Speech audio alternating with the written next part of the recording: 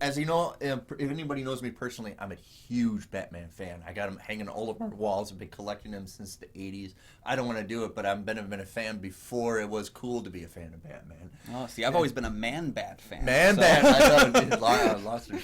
But people would always rank their best Batman movies of like the top 10, always miss this one. Mm-hmm. And I think it's part of one of the best ones out there. This is Batman Mask of Phantasm. And now it turns, now is it 30 years old? About 30 years old. It's getting a 4K release this month, so it's kind of re-entering the public discussion, which again is nice for a movie that seems often forgotten. I mean, I know I've watched Batman, the animated series, numerous times, but I'm not entirely sure I'd ever seen the movie beginning to end, so I was glad to rectify it. And of course, Warner Brothers is celebrating their 100th year of existence, so why don't we talk about Warner Brothers' first full theatrical release, full feature animation film. This is it.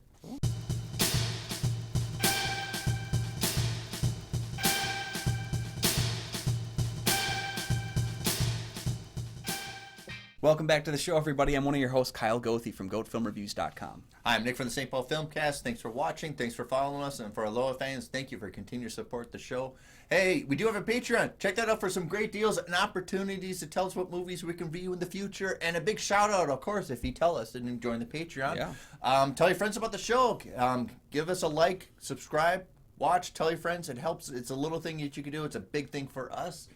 We're closing in on 400 subscribers, guys. Yeah. Give us that boost. We'd love to cross that mark this month. That'd be awesome. Yeah, that'd be really awesome. Both Kyle and I are members of the Minnesota Film Critics Alliance. Check out that webpage for critics' reviews as well as ours. And today we're going to talk about what I would consider one of the best Batman full feature films, one of the top 10. It's Batman: Mask of the Phantasm. Perfect. Crime bosses in Gotham are being killed by a masked vigilante called the Phantasm, and Batman is getting all the blame. As the hero tries to discover the identity of the killer, he heads down a path to his past in order to solve the mystery.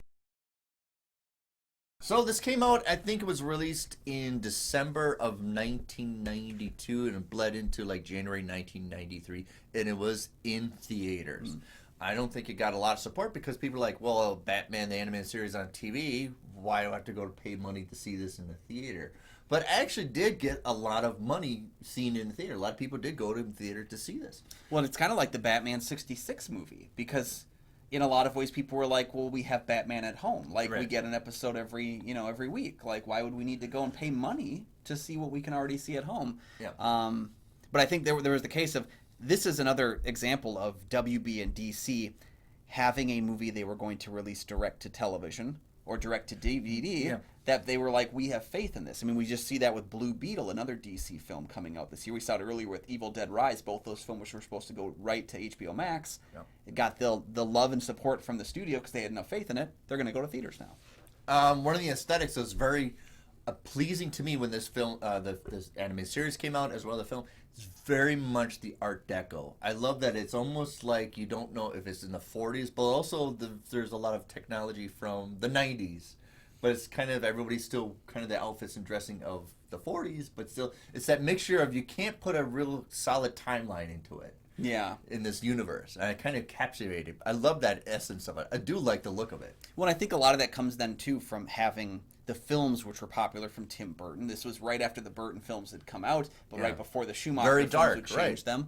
And that's kind of Tim Burton's aesthetic in those films, is that it's kind of got a timeless quality because all the buildings are old and rotting, and yet people are using some of the new tech that's available. And it's just kind of confusing as to where it is. No, you have police zeppelins up in the sky. Exactly, yeah. So it kind of gives that timeless quality and reminds you that we're in a world where things can happen that are unrealistic. You know, like, we don't have to be beholden. I think the thing with Batman is so often with films especially, we tend to have to drive into this realism.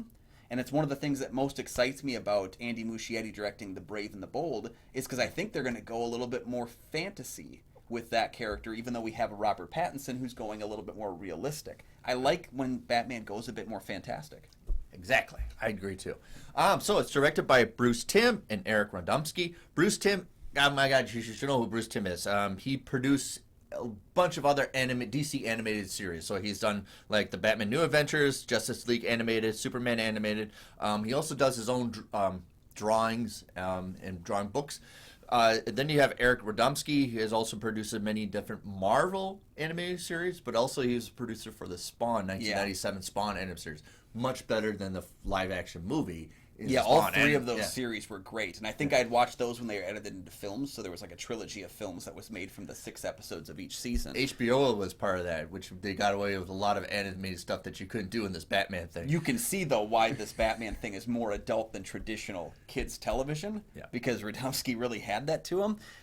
Tim actually would be well known for basically creating, everybody talks about the Snyderverse. The Timverse was the big one. The Timverse was the big one, was that he would create all these shows, but then also, like, there are still movies being made today, animated films that are considered part of the Timverse. There was the Batman Harley Quinn film. There was the Justice League versus the Fatal Five that are both considered part of his world. And I think that's kind of fantastic in that, we talk a lot about these different filmmakers kind of putting their stamp on stuff. Bruce Timm should be considered a legend in the world of Batman because of what he was able to push forward. Exactly. He's absolutely right. Why is this movie so great? The writing is fantastic. Obviously, when you get a lot of the whole thing is you get too many chefs in the kitchen, it spoils it. But here you got 4 fantastic writers. I don't know if they sat down together. I don't think so, but I know 2 of them worked together, and that's Alan Burnett and Paul Dini. Both of them wrote episodes individually for the Batman animated series, but here they come together to do this whole piece, this full feature. Paul Dini, if you didn't know, has written a lot of episodes. He also wrote many cartoons like He-Man, Smurfs, Dungeons and Dragons. Also, he wrote the Emmy Award-winning episode Heart of Ice, which bring back Mr. Freeze. And now that version of Mr. Freeze, everybody adores and continues to adore. And it changed the way in which we view Mr. Freeze as a character. It changed his origin, which is, again, the mark of a really great animated series, is that you can have a character like Mr. Freeze who's had years of backstory that just is like, no, we're going to do this one now going forward. Or even like character like Harley Quinn, who appeared on the animated series. He's a co-creator. He's a co-creator of Harley Quinn, which is interesting because a lot of people when Harley Quinn came out, were really not interested. It was a lot of backtrack, a lot of harsh criticism because of domestic everything you don't like about her. Of her being attached to the Joker and domestic violence and all that stuff, and also gaslighting herself as well as the whole process. But eventually it evolved to one of the adoring villains of Batman. Alan Burnett has been around since the 80s. He was attached to Super Friends, which is all pretty much Justice League, but it wasn't called Justice League. Pretty much when the gas ran out of it, and then he kind of took up the steam, and kind of after everybody left, he was taken over and did a lot of good things at the end of Super Friends. But then he would also go on to do like the Smurfs as well. And then you have Martin Pasco, who also was exclusively a comic book writer in the 70s, late 70s, a little bit of early 80s for DC. He did a bunch of other issues for DC. He did like Green Lantern, Green Arrow, Batman, did a lot of Detective Comics, as well as House of Mysteries, which was another offshoot of DC. So I think he's coming in kind of like, we want to do a little bit of like Batman from the 70s, 80s. What would you like to incorporate? Yeah. And I think that's why Martin Pasco was recruited into the writer's room of this process. Well, there was a lot of insanity. Like, really, when you look at the writing process with these 4 guys, it shouldn't have worked because there were 4 writers. Right. But I think part of it is they came from, this was produced after the first season of the series, which ran 65 episodes. So it was produced like during after they'd already gotten used to it. They figured it out. Like when you watch those first episodes, you can see some stumbles, but they had figured it out by the time the first season was done. And when I looked it up, it said that Burnett had written the meat of the main story, like the main kind of mystery involving the Phantasm. Pasco did the flashback scenes, which are often considered some of the best origin story work ever done. A lot of the stuff we see from the late 70s and 80s of him fumbling around in order to be Batman. And Reeves did the finale, and I think it was because Burnett didn't want the Rogues Gallery. He didn't want the Joker and those kind of characters to pop up, so I think Reeves handled everything when the Joker shows up onwards. And then it seems like Paul Dini basically went in and kind of stitched everything. He filled in all the holes and gaps in the film. So again, when you hear it like that, it's almost like 4 different surgeons doing work on you at the same time, and you surviving surgery. Like, that's not going to happen when you have 4 different people working on different parts of your body.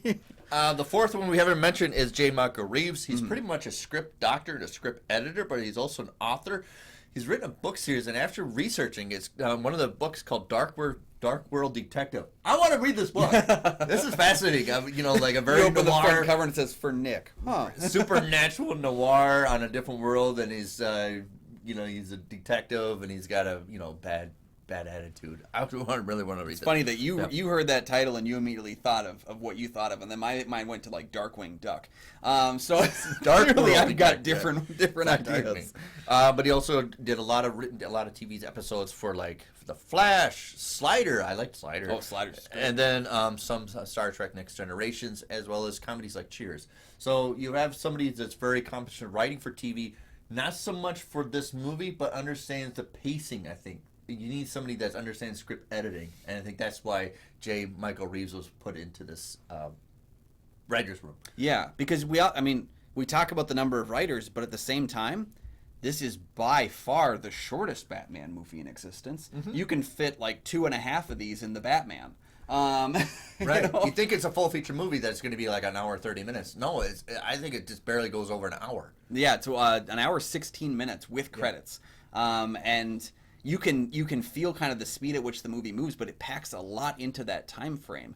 And it's one of my main criticisms of the Batman films in general is it just seems like everyone feels like it needs to be more bloated than the one that came before. And I've liked and loved a lot of Batman movies, but I find that this like ever increasing runtime is going to eventually be their downfall. Yeah. So I just keep thinking to myself, I hope that we can go back to a place where we can tell a really great 90-minute Batman story.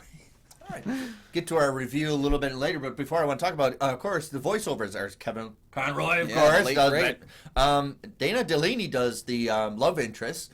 Hart Bochner is in this. We forgot from The Apartment. Yeah, Hans Booby. And Die Hard, yeah.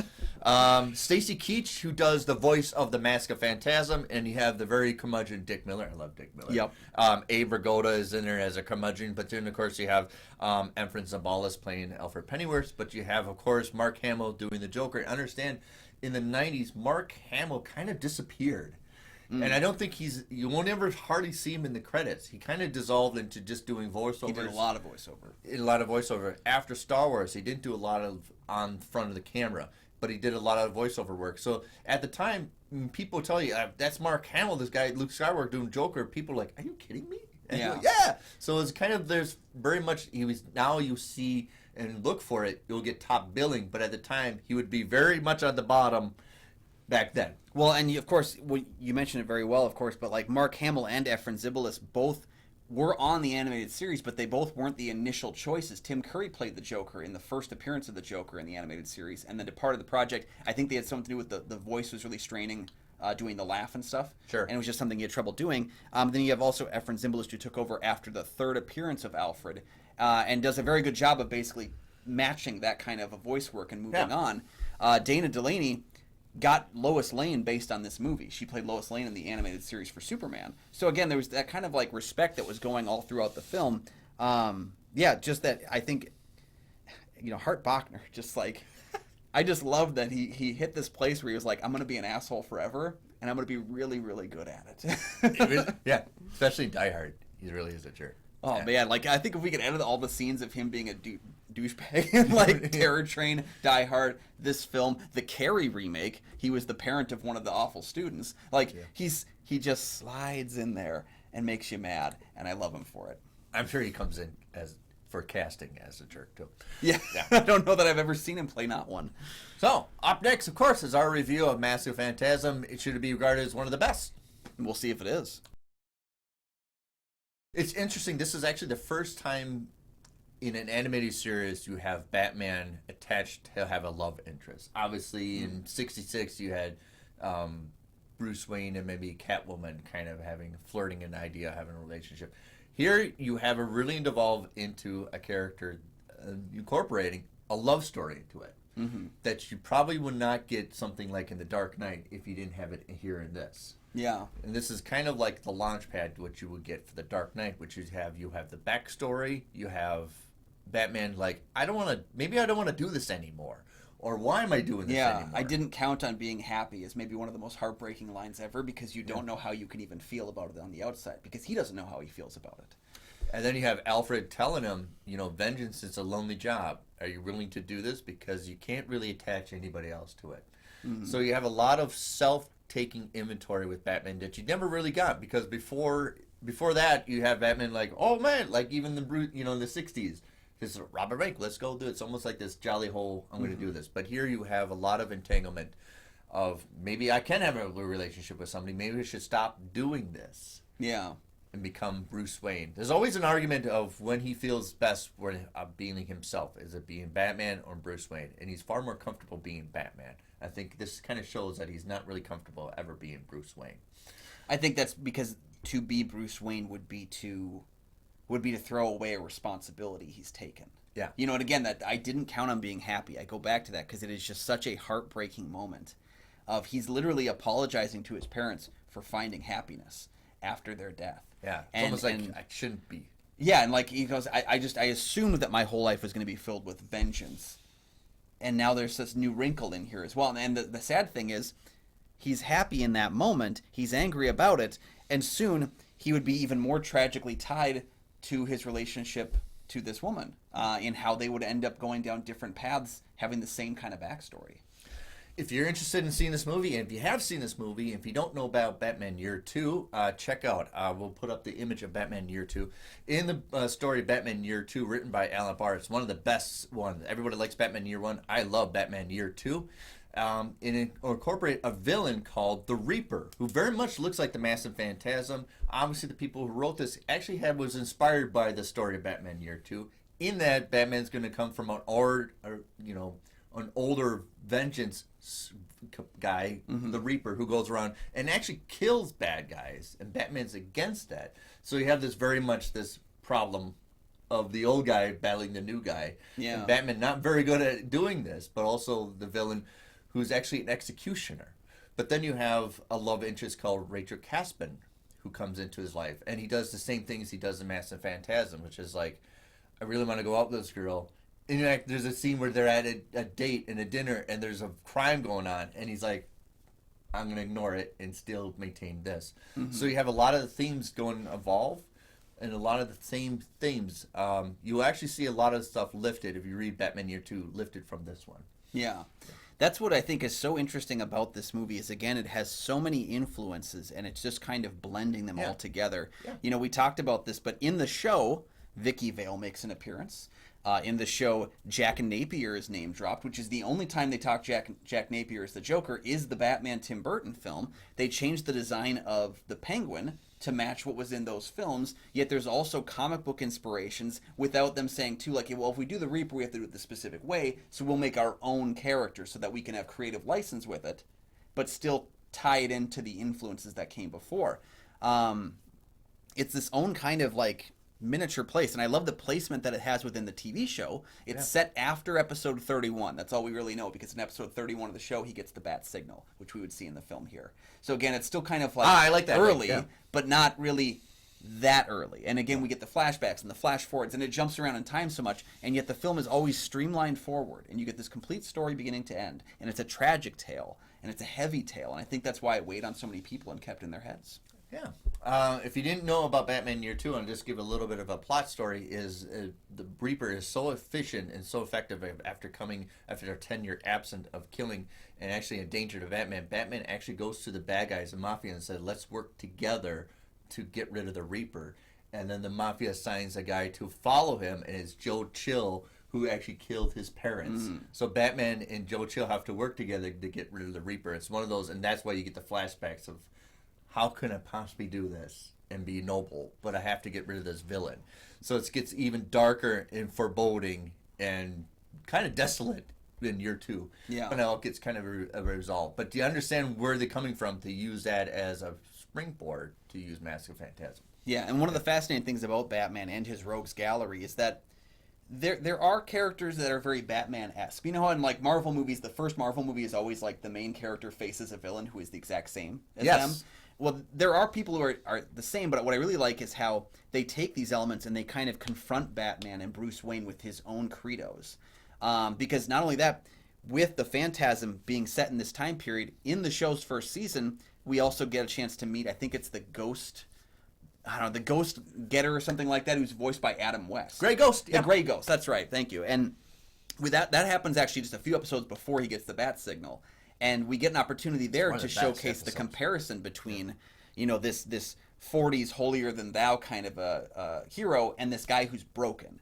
And then just a few episodes later, we can hop into the movie, and then we get these two people who lost parents and have taken completely different paths that are still mirroring each other the whole way through.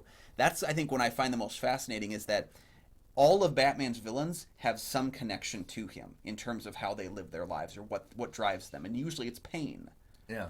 And I think that's just kind of a really captivating thing, is that all of his villains are so evil and so dark, but they were human, and that's the tragedy. Yeah, there's really no like mysticism like you get with like X-Men. They have powers or anything. These are people that are very damaged. Yeah, people. You know. Yeah. And that's true of Harvey Dent in the series. We actually get to see Harvey Dent before he becomes Two-Face in the animated series. And so like when we see him turn, it's heartbreaking. You know, Dr. Freeze, the reason why they changed that whole backstory is that he is a tragic character. Clayface gets a tragic moment. Like, I love that these characters all have unique human experiences that turn them into monsters. And I always say there's something very severely traumatic in the Joker's background that he does not want to acknowledge. He doesn't want to remember, or does not acknowledge that it happened. Mm-hmm. That he just has no past, no identity, that he just doesn't want to deal with anymore. Yeah. So whether it is something traumatic or something really, really awful, and then not just like something that he experienced or witnessed, something really like 3D happened to him, that he just want to acknowledge that I'm not, that person is gone. Yeah. And I think as an underlying theme of a lot of Batman, like the pain that turns us into monsters. And I there's a quick miss it easily thing when Alfred sees him as Batman for the first time and says, "My God," and like realizes what the son to him has become, that he has become a monster.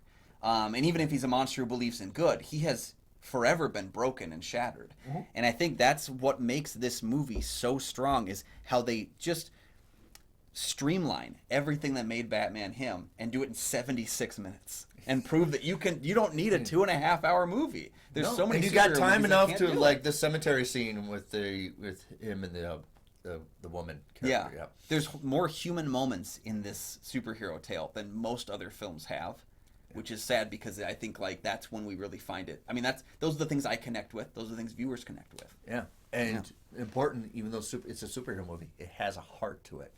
And especially with I love what the writing is. Every writer, every character's interaction has a stain to the other person. Mm-hmm. They're just ships passing the wind. That if you have an interaction with the Joker, that stays with that character. Yep. And it bleeds into. And Batman's the same thing. He has an interaction with other people, and it stays with them.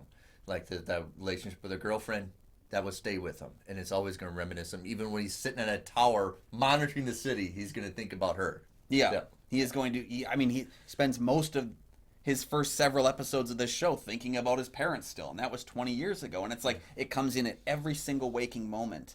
And it's almost like, I like to think that like the flapping wings of the bats is like that like white noise that he uses, you know, to kind of flush out that pain. It is. Some of the noises in the Batcave is almost like a therapy for him. Yep.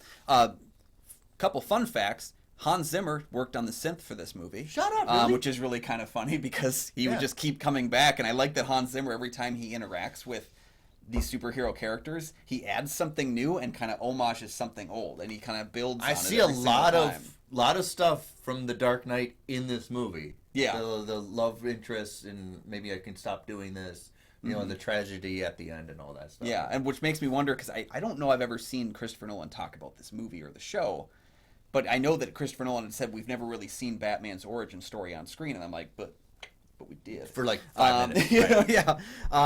And the other thing I think is really funny is, man, in the 90s, those toy companies loved to spoil movies.